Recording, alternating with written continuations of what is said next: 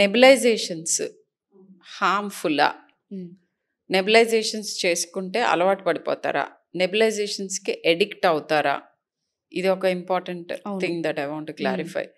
So ఇప్పుడు latest guidelines ప్రకారం ఏ పిల్లలైతే ఇన్హేలర్ అండ్ స్పేసర్ తీసుకోగలరో అలాంటి వాళ్ళందరికీ నెబులైజేషన్స్కి good replacement is inhaler spacer. Number 1. కొంతమంది పిల్లలకి అది ఇవ్వటం కుదరదు. So nebulisations can be done.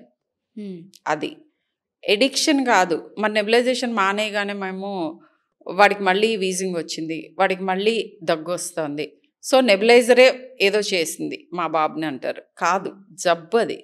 ఆ జబ్బుకి మీరు లాంగ్ టర్మ్ ఇన్హేలర్స్ తీసుకోవటం ఇంపార్టెంట్.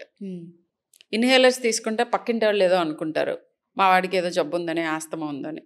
సో అది why should you feel wrong about it?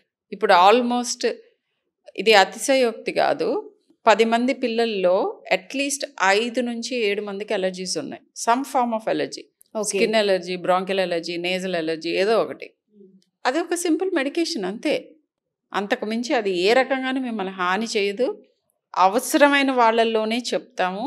And very importantly, సిరప్స్లో ఏ కెమికల్ అయితే ఉంటుందో, ఏ మెడిసిన్ అయితే ఉంటుందో అది 100 తక్కువగా ఉంటుంది ఇన్హేలర్లో.